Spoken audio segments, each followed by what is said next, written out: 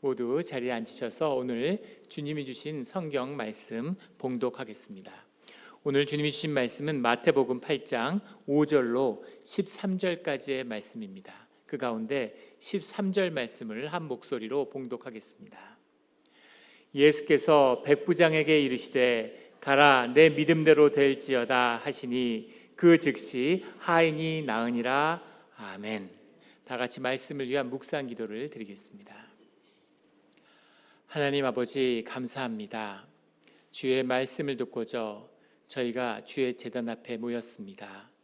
우리 마음의 기도와 우리 마음의 묵상이 주님께 연락되기를 원합니다. 감사하며 예수 그리스도의 이름으로 기도드렸습니다. 아멘. 오늘 주님이 주신 말씀은 마태복음 8장 5절로 13절까지의 말씀입니다.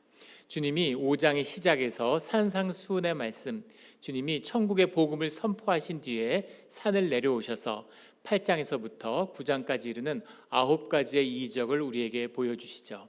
그 각각의 이적을 통해서 주님이 우리에게 말씀하시는, 주님이 우리에게 주시는 말씀의 뜻이 있습니다.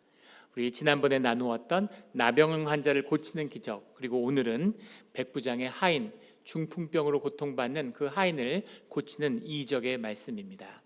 오늘 말씀에서 주님은 두 가지 중요한 주제를 우리에게 도전하고 계시죠. 하나는 권위에 관한 것이고 하나는 믿음에 관한 것입니다. 권위란 무엇일까요? 권위가 있다는 건 무슨 말씀입니까? 믿음이란 무엇일까요? 오늘 믿음대로 될지어다. 믿음대로 된다는 건 어떻게 되는 것입니까? 오늘 말씀을 통해서 이 권위와 믿음의 뜻을 깨달는 우리 모두가 되기를 주의 이름으로 축원합니다. 아멘. 오늘 5절 말씀을 보면 말씀이 이렇게 시작하고 있습니다.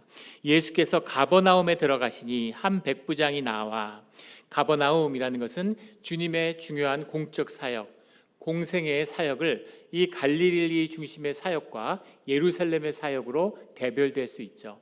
그런데 이 갈릴리 사역, 이 갈릴리 호숫가의 가장 중심부에 있는 가버나움이 갈릴리 지역의 수도와 같은 곳입니다. 이 가버나움에서 주님의 공생애가 시작되었다라는 거죠. 그 가버나움에서 사역을 시작하시는데 한 백부장이 나와. 가버나움이라는 것은 갈릴리의 수도와 같은 곳이고 또 교육의 중심지이기도 합니다. 여러 민족이 섞여 있는 곳이기도 하고 또 로마가 세금을 공출하는 로마의 세관이 있던 곳이었다는 거죠. 그곳에 한 백부장이 주님 앞에 나와 간구하며 이르되 주여 이렇게 고백합니다. 이 백부장이 누구였을까? 이 백부장은 로마의 백부장은 아니었던 것으로 봅니다. 백부장이라는 건 80명에서 120명 정도에 되는 군인들을 지휘하는 지휘관이죠. 로마의 편제를 그대로 받아서 로마에는 한 6,000명, 초기에는 5,000명, 후기에는 한 6,000명 되는 군인들을 모아서 한 개 군단을 이룹니다. 전성기의 로마에는 28개에 달하는 그런 군단이 있은 적도 있었다고 그러죠. 그런데 그 군단 안에는 600명을 기준으로 하는 10개의 대대가 있고 각 대대에는 백인대로 이루어지는 6명의 이 백인대가 있는데 그 백인대를 지휘하는 지휘관이 백부장인 것이죠. 이 백부장이라고 하는 것은 만약에 젊은 사람이었다면 굉장한 귀족이나 배경이 있는 그런 커리어의 시작이 되었을 것이고 나이가 많은 사람이라면 전쟁에서 잔뼈가 굵고 시민권을 받은 그런 사람이었을 것입니다. 그런데 이 백부장은 로마인 백부장이나 이탈리아인 백부장은 아니었을 것으로 봅니다. 그 이유는 가버나움은 분봉의 왕국이죠. 헤롯 안티파스라고 하는 분봉의 왕이 다스리는 분봉의 왕국의 지역이기 때문에 분봉 지역에 분봉 왕국의 로마 군대가 주둔하지 않는다는 겁니다. 로마의 군대는 사마리아와 유대를 지배하기 위해서 가이사랴에는 주둔했지만 이 갈릴리 지역에는 직접적인 주둔이 없었다고 그래요. 그래서 이 백부장은 아마도 헤롯 안티파스의 부대, 용병 부대의 지휘관이었을 것으로 봅니다. 그렇다면 그는 아마도 사마리아인이나 또는 수리아 지역에서 징병된 거기서 군인의 경험을 쌓은 이제 그런 사람이었을 것이다. 아람인이었을 것이다. 이렇게 짐작해 볼 수 있겠죠. 그 백부장이 나와서 간구하여 이 백부장에 대한 기록은 평행절인 누가복음 7장에도 나오고 있습니다. 그가 몹시 존경받는 사람이고 유대인의 회당을 지어준 사람이었다라는 겁니다. 유대인에게 존경받는 이방인, 그러니까 그가 어떤 인품의 소유자인지를 짐작할 수 있겠죠. 근데 놀라운 것은 그가 나와서 주여 내 하인이 중풍병으로 집에 누워 몹시 괴로워하나이다 라고 고백하고 있는 겁니다. 주여라고 하는 이 고백이 중요하죠. 백부장이 나와서 예수님께 주님이라는 고백을 드린 거예요. 하나님을 주님이라고 고백하는데 이방인인 이 백부장이 나와서 예수님을 주라고 고백한 겁니다. 우리는 이게 아무렇지 않고 자연스럽게 다가오죠. 왜냐하면 예수 그리스도를 주라고 고백하는 우리가 크리스찬이기 때문입니다. 그런데 그 시대의 모습을 보정하여서 보면 이것은 굉장히 놀랍고 신기한 일이죠. 이방인 백부장인데 이 사람은 그 시대에 식민지를 다스리고 있는 그런 지배하는 군대의 지휘관이에요. 그런데 예수님은 그 지배를 받고 있는 지역에, 거기서도 특별히 멸시를 받는 유대인, 심지어 유대 지역의 유대인으로부터도 멸시를 받는 갈릴리 지역의 유대인입니다. 그의 아버지는 목수고 배운 것이 없는, 가진 것이 없는 그런 보잘것없는 신분의 출신, 그 유대인인 예수님 앞에 나와서 그 앞에 주님, 주여라고 주님을 불렀다는 것입니다. 이것은 놀라운 고백이죠. 그의 절실함을 보여주고 있는 것입니다. 그의 하인이 중풍병으로 집에 누워서 몹시 괴로워하고 있는데 이 괴로워한다라는 말이 다이노스 바사니조라는 말입니다.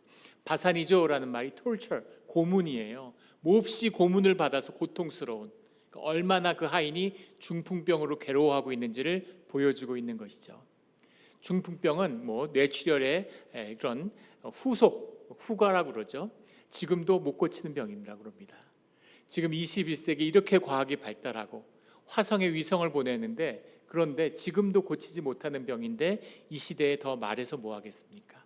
근데 그 하인이 너무나 고통스러워하고 있다는 겁니다. 그 고통을 보지 못해서 주인이, 이방인인 아람인인 백부장이 유대인인 예수님 앞에 나와서 주라고 고백하고 그 앞에 엎드린 것이죠. 이것은 놀라운 사건입니다. 이 백부장은 도대체 어떤 사람이었을까? 그 하인, 이 시대의 하인이라는 것은 물건처럼 사람을 사고 팔 때예요. 노예입니다. 근데 자신의 종을 위해서, 종이 아파하는 것을 보고 그 아픔을 같이 아파하고 그 아픔을 견딜 수가 없어서 예수님을 찾아와서 간구하는 이 백부장의 모습. 그가 물론 말씀을 사모하고 산상수훈의 말씀을 들었겠죠. 그리고 예수님을 따라 내려오고 예수님 앞에 나온 것입니다. 그런데 그 종의 아픔을 아파하는 이 이방인의 마음, 이 주인의 마음, 이 마음이 예수님의 마음을 움직이고 흔들리게 만드신 거죠. 주님은 이런 사람을 찾고 있는 겁니다.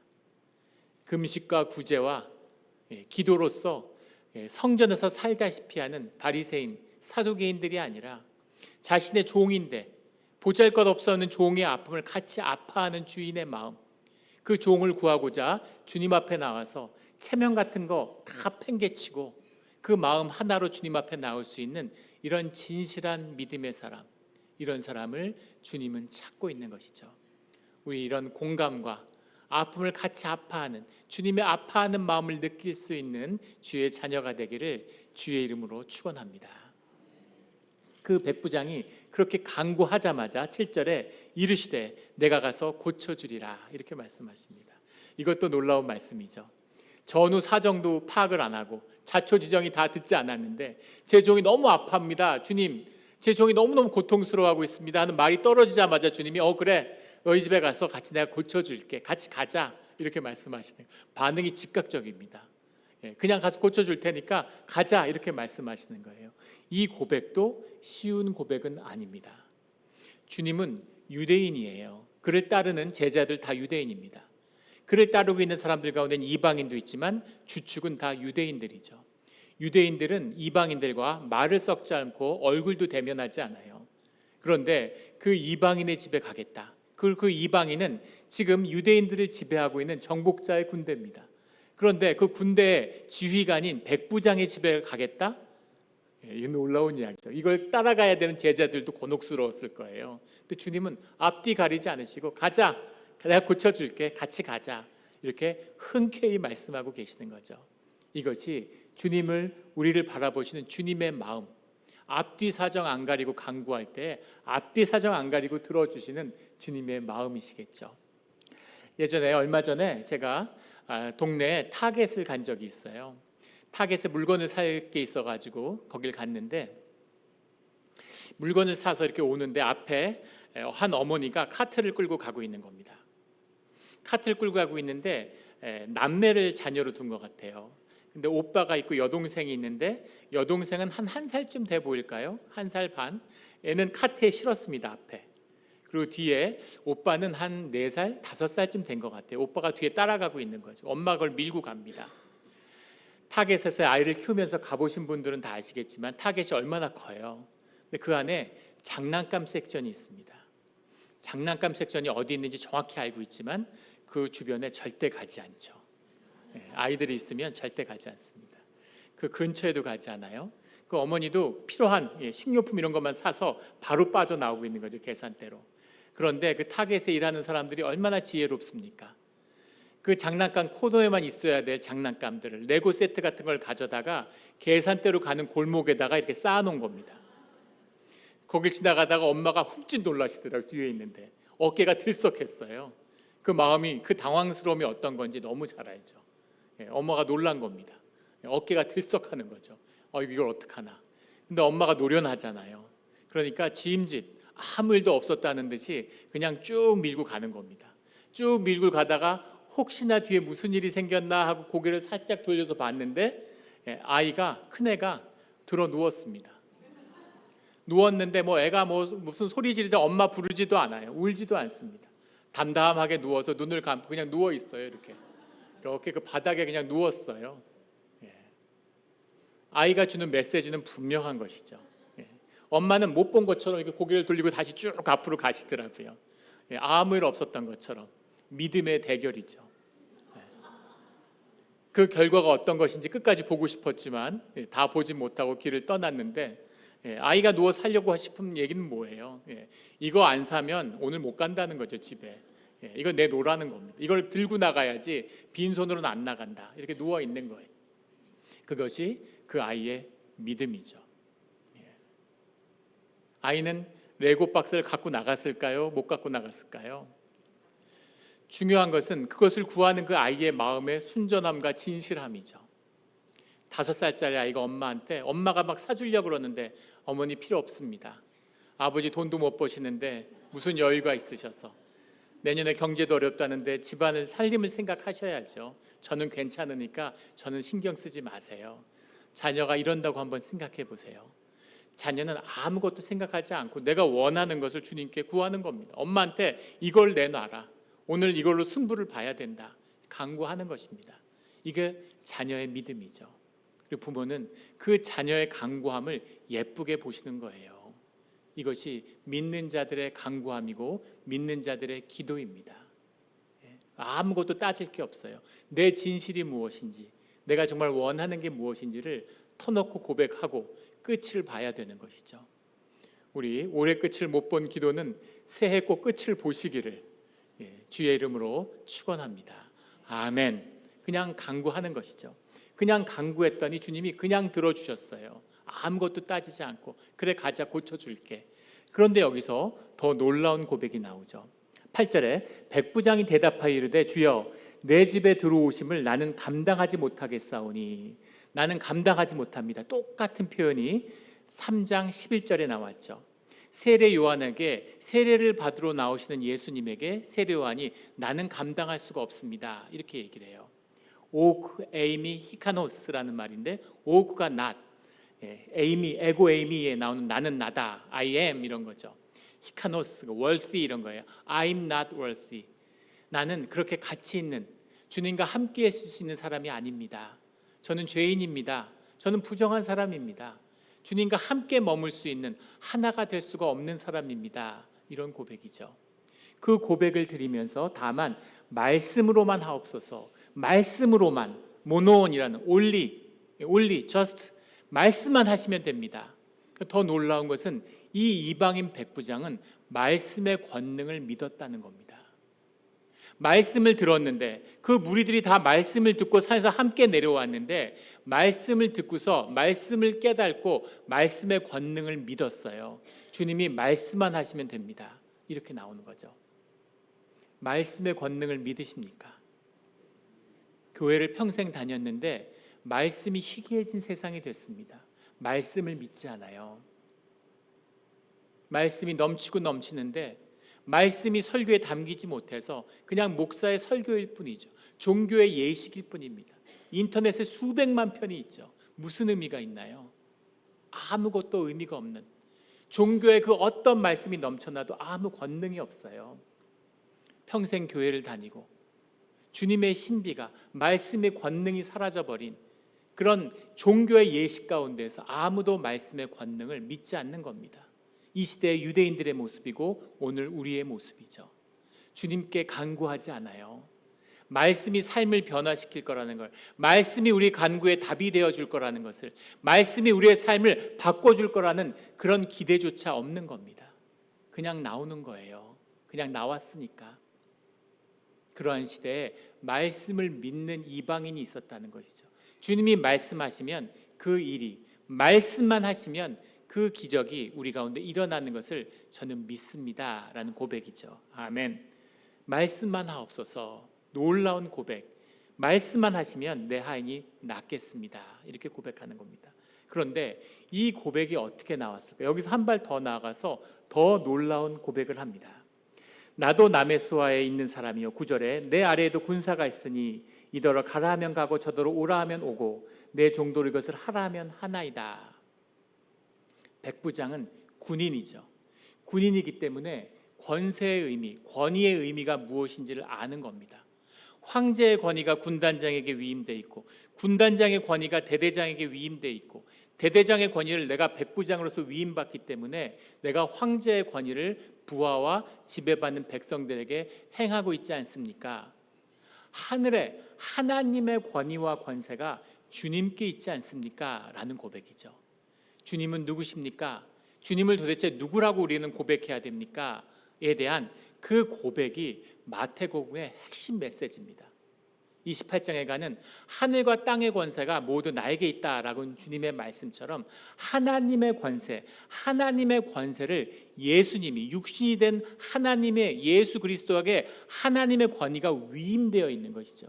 그래서 하늘의 권세가 어떻게 땅에 함께하고 있느냐에 대한 고백, 예수 그리스도의 권위가 무엇이냐라고 하는 그 고백이 마태복음의 가장 핵심적인 복음의 메시지입니다. 그런데 놀랍게도 그 복음의 메시지의 핵심을 제자들도 아직 이해하지 못하고 있는 그 복음의 메시지의 핵심이 이방인 백부장의 입에서 나왔다는 것이죠.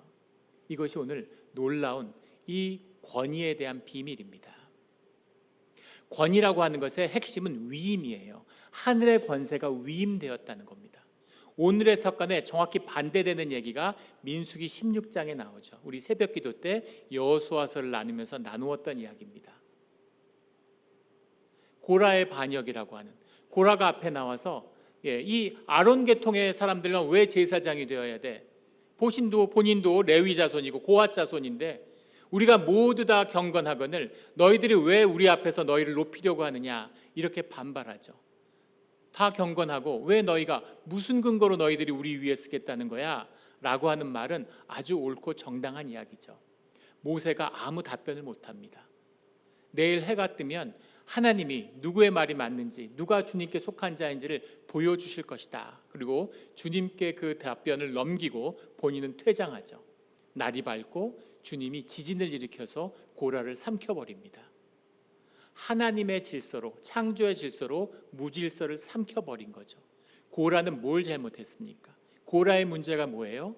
고라는 권위와 경건을 헷갈리고 있어요. 권위라는 것은 위임의 문제고 경건이라는 것은 정체성의 문제입니다. 경건하다는 건 내가 누구인지에 대한 이야기죠.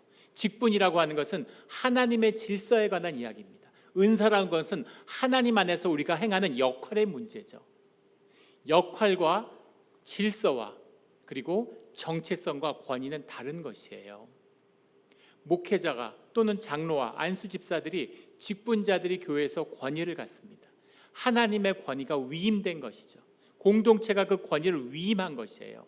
그들의 소명이 크기 때문에 그 권위가 존중받는 것이지 그 사람이 무슨 능력이 있거나 남들보다 나을 게 하나도 없어요. 우리가 경건하다는 것은 주님 앞에 내가 누구인가에 대한 고백일 뿐이지 그것이 권위의 위임도 아니고 우리의 역할이나 우리의 위치도 아니라는 겁니다. 그것을 고라는 헷갈린 것이죠. 중요한 것, 권위의 근거가 무엇이냐? 권위의 하나님과의 관계 가운데서 하나님의 권위를 위임받은 자, 그것이 하나님의 권위와 하나님의 권세가 이 땅에 이루어지는 예수 그리스도의 비밀이다라는 뜻이 담겨 있는 거죠. 우리는 주님을 누구라고 합니까? 예수 그리스도의 권세가 무엇인지를 정확히 알고 고백하는 겸손해서도 아닙니다. 성품이 좋아서, 능력이 좋아서, 인심이 좋아서 다 아니에요. 주님이 누구인지를 아는 것이죠. 우리 주님에게 참된 권위의 고백을 드리는 우리 모두가 되기를 주의 이름으로 축원합니다. 이 권위의 고백이 나온 다음에 주님이 이렇게 말씀하시죠. 놀랍게 여겼다. 주님이 놀랍게, 원더, 놀라운 경의의 표현인 거예요. 놀랍게 여기셨다. 내가 진실로 너희에게 이르노니 이스라엘 중에 아무에게서도 이만한 믿음을 보지 못하였다. 그 믿음의 고백, 이것을 보았구나. 이것을 보았구나. 어떻게 이걸 보았을까? 하나님이 놀랍게 여기셨다는 거죠. 이스라엘에 이런 믿음이 없었다. 대제사장과 서기관과 종교인들이 들끓고 있는데 그 종교로는, 그 종교의 헌신으로는 그 누구도 이 진리와 복음을 만날 수 없다는 겁니다. 이 복음은 누가 만나나요? 이 복음의 고백은 어떻게 나오는 것입니까? 11절에 아브라함과 이삭과 야곱과 함께 천국에 앉으려니와, 이방의 사람들, 이 고백을 만나는 자들은 천국에 함께 앉게 된다. 이사야서 25장에 나오는 이 메시아의 잔치죠. 천국 잔치 함께 한다. 반면에 종교인들은, 이 유대의 자손들은 바깥 어두운 데 쫓겨나 거기서 울며 이를 갈게 되리라.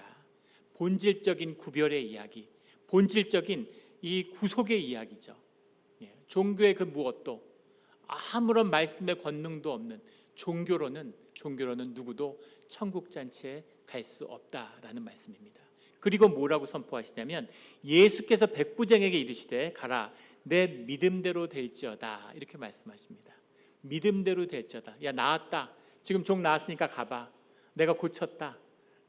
네 소원대로 내가 들어줬다. 이렇게 말씀하신 게 아니라 내 믿음대로 될지어다, 이렇게 말씀하셨어요. 이 말씀의 뜻은 뭘까요?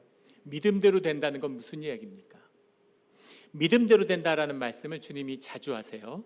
우리 뒤에 가게 되면 보게 될 9장 22절에 가면 혈류증 여인을 고쳐주시는데 따라 안심하라, 내 믿음이 너를 구원하였다, 이렇게 말씀하십니다. 9장 29절에 가면 맹인들의 눈먼 것을 고쳐주시면서 너희의 믿음대로 되라, 이렇게 말씀합니다. 너희의 믿음대로 되라. 또 15장에 가시면 귀신 들린 딸을 가진 가나안 여인에게 말씀하시는데 내 믿음이 크도다, 내 믿음대로 되리라, 이렇게 말씀하시죠. 믿음대로 된다, 믿음으로 된다, 너의 믿음대로 되었다. 믿음대로 된다는 게 도대체 무슨 이야기입니까? 이것이 또한 오늘 중요한 말씀의 도전이죠. 20세기 물리학 중에 가장 역사적인 실험 가운데 하나가 이중 슬릿 실험이라고 하는 것입니다. 더블 슬릿 익스페리먼트라고 하는 양자의 물리학의 시대를 연 아주 중요한 시험이죠. 100여 년간 여러 형태의 시험들이 이루어졌는데 최초의 실험은 이런 것이었습니다. 그 전자를 쏘는 거예요. 최근에 한 2010년에는 분자를 쏘아서도 똑같은 실험 결과를 입증했죠. 그래서 양자 물리학이라는 것이 양자의 영역에만 머물지 않는다라는 것을 증명했습니다. 분자를 처음에 쏘았는데 이중 슬릿에 부탁도 안 했는데 이렇게 멋진 화면을 준비해 주셨습니다. 정말 훌륭하고 놀랍게 여기는, 이걸 찾으셔서 이중 슬릿 실험을 하는데 보시는 것처럼 두 개의 기둥에다가 두 개의 구멍을 내놓은 겁니다.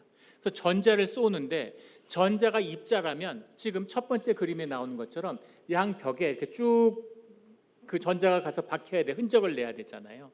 두 줄로 흔적이 남아야 되는 거죠. 네 줄이면 네 개로, 두 줄이면 두 개로 남아야 되지 않겠어요?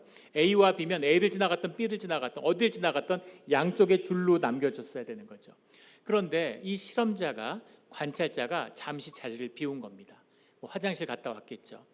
화장실을 갔다 와서 봤는데 충격적인 모습을 보게 됩니다. 실험자가 없었어도 당연히 입자가 이렇게 두 줄로 나와 있어야 되는데 자리를 비웠다 돌아와서 결과를 보니까 벽에 이렇게 무늬가 물결쳐 있는 거예요. 파도 모양처럼 물결쳐서 이렇게 퍼져 있는 겁니다. 자리가 이상한 거죠. 어떻게 그럴 수가 있을까? 입자였다면 구멍을 하나씩 통과했을 텐데 이렇게 퍼져 있다는 얘기는 뭐예요? 자리가 파도처럼 이것이 동시에 두 군데를 다 지나갔다는 얘기죠. 마법 같은 얘기입니다. 여기서 모든 존재하는 물질의 근거는 입자임과 동시에 파동이라는 걸 알게 됐죠. 에너지의 파동이 어느 순간 입자가 되는 거예요. 입자였다가 파동이었다가 파동이었다가 입자가 된다는 거죠. 우리의 몸 자체도 우리가 딱딱한 몸처럼 이루어진 것 같지만 이건 우리의 느낌일 뿐이고 전자의 반발력 때문이지 우리 몸의 대부분은 다 비어 있다는 거죠. 텅텅 비어 있다는 겁니다. 이 반발력을 느끼고 있는 거예요. 그래서 물리학적으로는, 과학적으로는 적어도 사람이 벽을 통과할 수 있는 확률이 제로가 아니라는 거죠. 분자끼리, 전자끼리 결만 맞으면 벽도 통과할 수 있는 겁니다. 물론 가능성은 극히 낮겠죠. 신기하지 않아요? 하나도 신기하지 않은 표정들이시죠. 정말 신기한 겁니다. 근데 더 신기한 건 무엇이냐면 이 실험에서 돌아온 사람이 그 관찰을 다시 재개한 다음에 이 슬릿을 통과하는 것이 벽에 다시 입자로 두 줄로 새겨지게 됐다는 거예요. 물결이 사라지고 파동이 사라지고. 뭘 알게 됐냐면 관찰자가 있으면, 물리적으로 실험의 결과를 기록하는 관찰자가 있으면 입자가 되고 관찰자가 없으면 파동으로 남아있다는 거죠. 그래서 과학, 고전 물리학의 결정론이 무너진 겁니다. 모든 것이 인과관계로 물리의 법칙 아래 이루어지는 줄 알았더니 그게 아니라 확률이었네, 가능성이었구나. 모든 존재하는 것은 관찰자라는 상호 관계 속에 놓여 있는 것이구나. 나 홀로 독존하는, 나 홀로 존재하는 그런 존재는 없구나. 관찰자와 피관찰자가 엮여 있는 모든 것이 관계의 산물이구나 라는 것을 알게 된 겁니다. 아무도 공감하시는 표정이 아니에요. 그래서 다른 예를 하나 들어보겠습니다. 우리 교회에 간사로, 행정간사로 열심히 섬겨주시는 우리 양은희 집사님이 계시죠. 그리고 부부인 우리 김상호 집사님이 또 방송받아서 지금 열심히 봉사하고 계십니다. 두 분이 같이 이렇게 부부가 되셔서 살아오시는데 제가 양은희 집사님한테 언제 한번 여쭤봤어요. 우리 김상호 집사님의 어떤 점이 그렇게 좋고 처음 어떻게 만나셨냐고. 그게 믿어지지 않거나 의심해서 여쭤본 게 아니라 제가 이제 다 물어봅니다. 그렇게 가까이 만나면. 그러니까 뭐라고 얘기하시냐면 학생 때 처음 만났는데 우리 성가대 그때 장구 치시는 거 보셨죠? 김상호 집사님? 그 장구 치시던 분이 김상호 집사님입니다. 그런데 처음 만났을 때도 김상호 집사님은 장구를 치고 계셨대요. 방에 앉아 떠덩떠덩 이렇게 장구를 치고 계시는데 그 장구 치는 모습에 반하셨다는 겁니다. 좀 놀라는 분이 계시군요. 어떻게 장구 치는 모습에 반할까? 어쨌든 장구 치는 모습에 반하신 겁니다. 다음에 어떤 기회에 우리 김성원 씨한테도 똑같은 질문을 드렸어요. 우리 양 집사님이 어떤 면이 그렇게 마음에 드셨냐고, 처음에 어떤 면에 끌리셨느냐고. 그러니까 뭐라고 말씀하시냐면 양 집사님에게서 신비한 매력을 느끼셨다는 겁니다.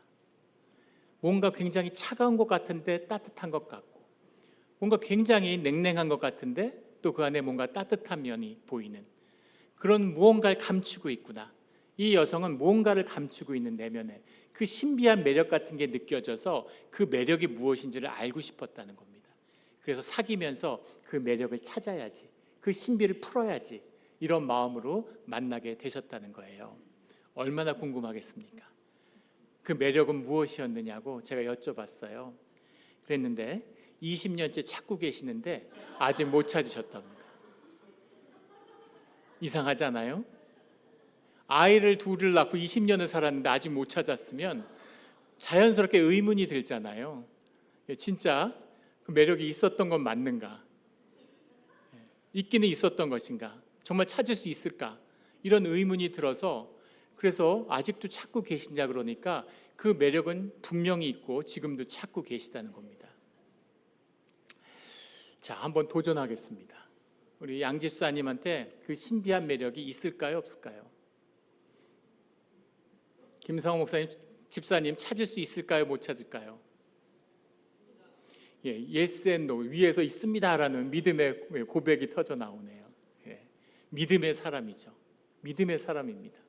그 매력은 있을 수도 있고 없을 수도 있겠죠.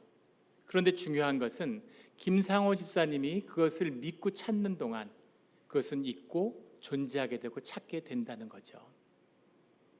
독립적으로 어디 있는 매력이 아니라 관계 속에서 그 귀한 걸 보고 그 아름다움을 믿고 그 아름다움을 찾는 사람에게 그 매력은 찾아지는 것이라는 겁니다. 우리가 이런 고백을 해요. 주님 앞에. 주님 한번 보여주시면, 성령이 나한테 나타나서 한번 보여주시면 내가 주님을 믿을 수 있을 텐데, 주님을 믿어야 볼 수 있는 겁니다. 주님 이적을 베풀어 주시면 내가 주님을 따라갈 텐데, 이적을 한번 보여주십시오. 이적을 베풀면 따라갈 텐데, 따라가는 사람이 이 이적을 만나게 되는 것이죠. 주님이 나와 함께 해주시면 내가 믿음을 가질 수 있을 텐데, 믿음을 갖는 사람이 주님과 함께 하는 겁니다. 그 반대인 것이죠. 유대인들은 주님을 따라다니면서 자꾸 이적을 보여달라고 그래요. 이적만 보여주면 계속 이적을 보는데, 이적과 함께 하는데 이적도 못 보고 주님도 누군지 알아보지 못하는 겁니다. 그런데 이 말씀을 들은, 성경의 지식도 없고 아무것도, 유대인의 종교의 예식도 모르는 이 이방인 백부장은 주님의 말씀을 듣고 말씀을 믿으니까 주님을 만나고, 이적을 요구하지 않았는데 주님의 이적이 함께하는 것이죠. 그리고 주님이 누구인지를 알고 주님과 함께할 수 있는 겁니다. 주님은 말씀하시죠. 너희의 믿음대로 된다. 이게 믿음이고 주님과 우리의 관계의 신앙이라는 것입니다. 믿음대로, 너희의 믿음대로 될지어다. 말씀을 믿고 주님이 누구이신지에 대한 그 고백을 드리고 그 믿음을 붙들고 삶의 진실로 말씀을 살아가는 자에게는 주님은 함께 하시고 주님의 말씀이 진리가 되고 주님의 말씀이 생명과 능력이 되어서 우리 가운데 이적으로 역사하신다는 겁니다. 아멘. 그 믿음이, 그 고백이 우리의 고백이 되어서 우리의 믿음대로 주님이 주신 모든 말씀과 언약이 우리에게 이루어지기를 예수 그리스도 이름으로 축원합니다. 아멘. 함께 기도드리겠습니다.